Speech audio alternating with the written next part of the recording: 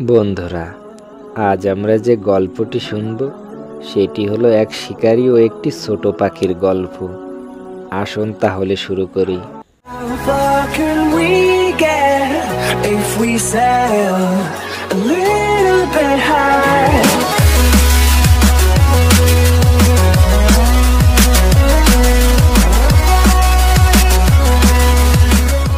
এক শিকারী ছোট একটি পাখি শিকার করলো।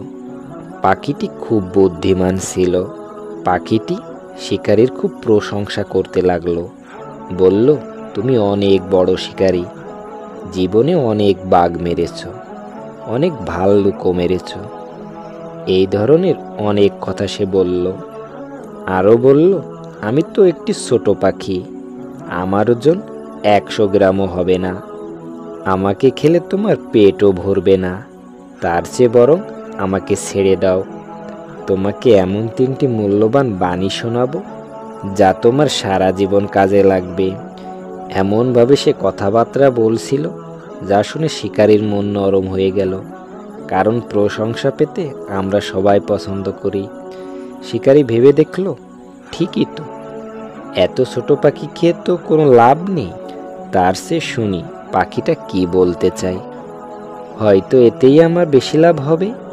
শিকারী রাজি হয়। পাখিটি বলল, আমি প্রথম বাক্যটি বলবো তোমার হাতের উপর বসে, দ্বিতীয় বাক্যটি বলবো ওই গাছের ডালে বসে, আর তৃতীয় বাক্যটি বলবো গাছের মগ ডালে বসে। পাখি বলল, কখনো অলীক কল্পনা করো না, যা বাস্তব নয় সেটা কখনো বিশ্বাস করো না। শিকারী বলল, ঠিকই তো বলেছে, আসলেই তো সত্যি কথা, কখনো অবাস্তব কথায় বিশ্বাস করতে নেই। পাখি বলল, এবার আমাকে গাছের ডালে যেতে দাও, আমি দ্বিতীয় বাক্যটি বলবো। শিকারী ছেড়ে দিল। গাছের ডালে উঠে পাখি বলল, যা হাতছাড়া হয়ে গেল তা নিয়ে কখনো আফসোস করো না। শিকারী বলল, এটাও তো ঠিক, যা আমার নয় তা নিয়ে আফসোস করা বোকামি। পাখি এবার মগ ডালে উঠল। শিকারী বলল, এবার তৃতীয় বাক্যটি বলো। পাখি বলল, তৃতীয়টি বলার আগে দেখে নি আগের দুটো উপদেশ থেকে তুমি কি শিখছো। পাখিটি বলল, আমার পেটে আছে 200 গ্রামের একটি মুক্তা। শুনে শিকারী খুব আফসোস করতে লাগলো। হায় হায়, এ কি করলাম আমি, ধনী আর এত বড় সুযোগ হাতছাড়া করলাম। এই বলে সে পাখিটিকে ধরার ব্যর্থ চেষ্টা করলো এবং উপর দিকে লাফালাফি করলো, কিন্তু পাখি তো তখন মগ ডালে।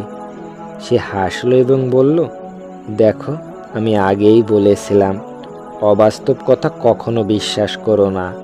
আমার ওজন 100 গ্রাম, আমার ভেতরে 200 গ্রামের মুক্তা কিভাবে থাকবে। বলেছিলাম যা হাতছাড়া হয়ে গেল তা নিয়ে কখনো আফসোস করো না, কিন্তু তুমি তাই করছো।